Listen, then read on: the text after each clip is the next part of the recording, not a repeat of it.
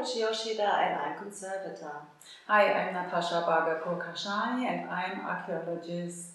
And today we are taking you to Zanjan in Iran. And we will talk about the ancient salt mine of Chehrabat. And also we are going to the salt mine and Archäologische Museum in Zanjan. Zanjan is the capital of Zanjan province in Iran. It lies 300 kilometers northwest of Tehran. With a population of around 500,000 people, Zanjan is not a very large city, but the local economy profits from the traffic-friendly location on a main road connecting Tehran and Tabriz. Zanjan is a livable city and people are happy to live there. The city center has a new attractive shopping street that is reserved for pedestrians during the day.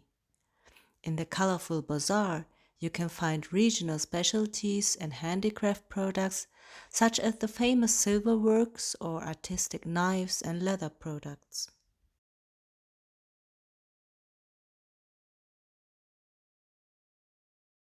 All began around 80 kilometers northwest of Zanjan city at Tuzlakh.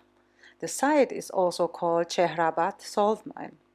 Until the 1990s, the mine was still in use for modern salt exploitation. It was then when the first remains of a salt mummy had been found.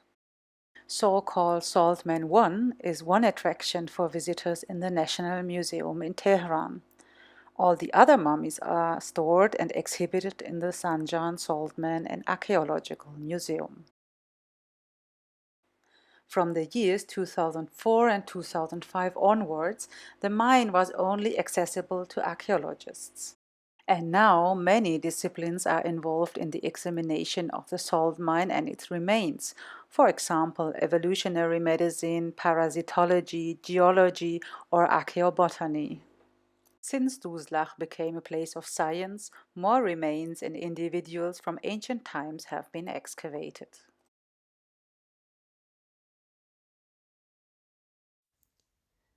These salt mummies are all saltmen, the workers who lost their lives in tragic accidents in the salt mines.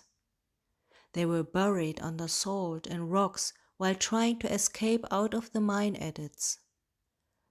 The bizarre pose of this mummy probably shows the last moments of this poor saltman's struggle for survival. But thanks to the archaeologists, the journey of the saltmen should not end in the mine adits.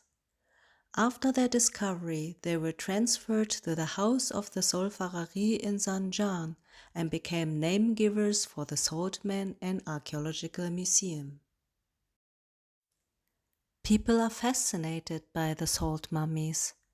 About 50,000 visitors per year the museum counted lately.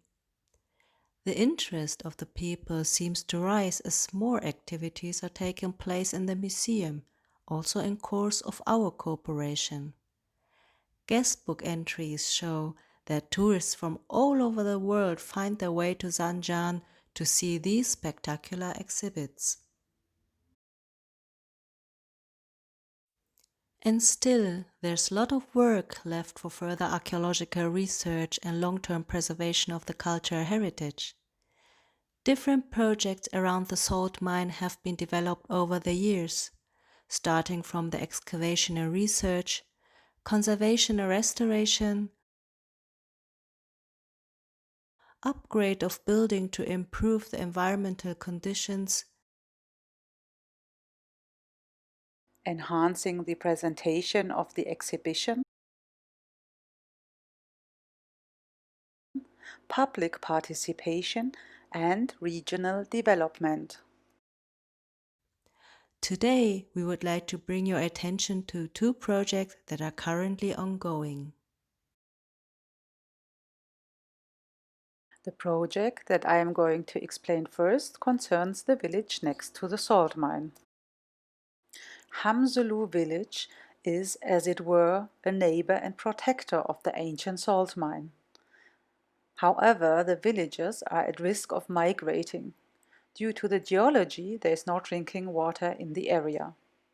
In the project called Water, Education and Tourism in the rural Mahneshan region, waters are located by methods of geoelectric, wells are already built, drinking water will be filtered from salt water.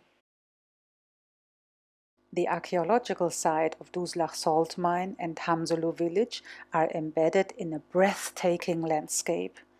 This combination of cultural and natural heritage is going to become a place of tourism and education. Because of these news, some families have already moved back to Hamzulu. The museum in the city and the archaeological site will be connected, and the construction of an education center is planned to train and to inform on water management, archaeology, and cultural heritage.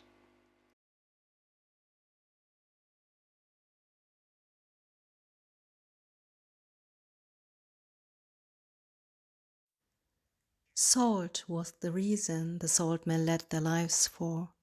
Salt is the agent what made the body of the saltman preserved today, now revealing valuable information to us. Several examinations and measures had already been carried out. Material analysis, conservation treatments for the leather and textiles, and examinations on the reconstruction of the clothing.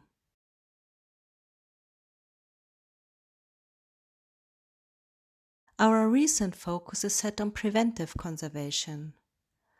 The topics are climate stability, integrated pest management, and how to integrate them into the daily routine of the museum. Data loggers were installed to assess the conditions and fluctuation of the climate. A new concept is created to improve the climate stability in the exhibition room. We even climbed up to the attic through a narrow roof hatch and discussed some ideas on how to refurbish the roof to get a better insulation. There we discovered the old electric lines. They have to be renewed to avoid fire risk. And all these activities were embedded in an intensive workshop program. The museum team, external experts from Tehran, and our German colleagues have joined together to assess necessary measures and to agree on a preventive conservation strategy adjusted to local conditions.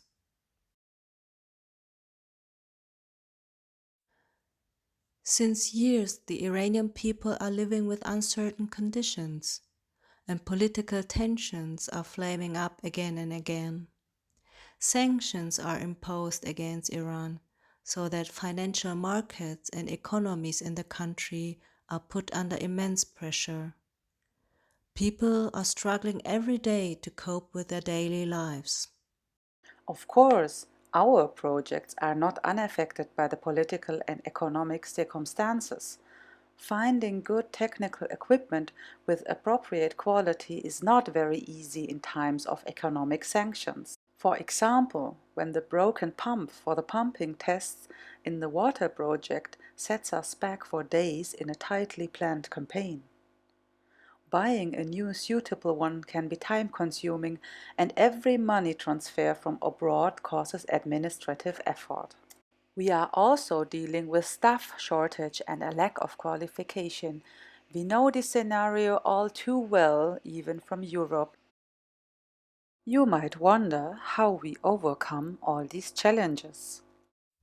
First of all, it is the long-time trustful cooperation between the Iranian and European colleagues that is the basis to always finding a creative solution. We form a highly versatile team, experienced not only in science but also in technical and economic fields. And we all bring in our personal, scientific and business networks into the project. Especially networks in Iran are very strong and reliable. It's practically part of their survival strategy.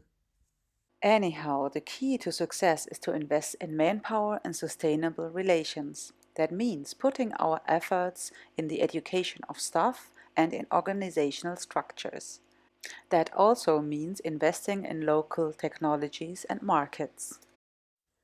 For us, it makes great sense to invest money and effort in Iran, despite all instabilities and uncertainties. Because what we can be sure about is that as long as we stick together and join our strength and resources, we will be able to overcome every obstacle, be it political disagreements, economical pressure, or health crisis. Keeping the cultural heritage of Iran means also keeping this cultural heritage for the world. And we are very proud to be part of this incredible team and to enjoy the trust and the friendship of all our Iranian colleagues. Thank you for watching this video. For more information, visit us on our websites and on social media.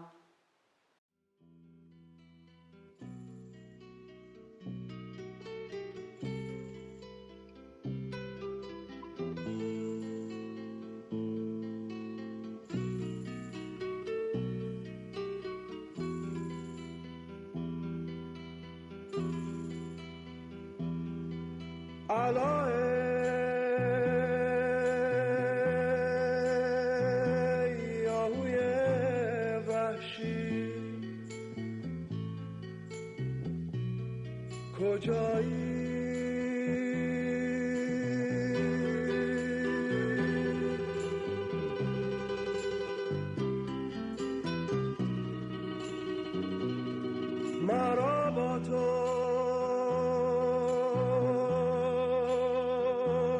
توست چندین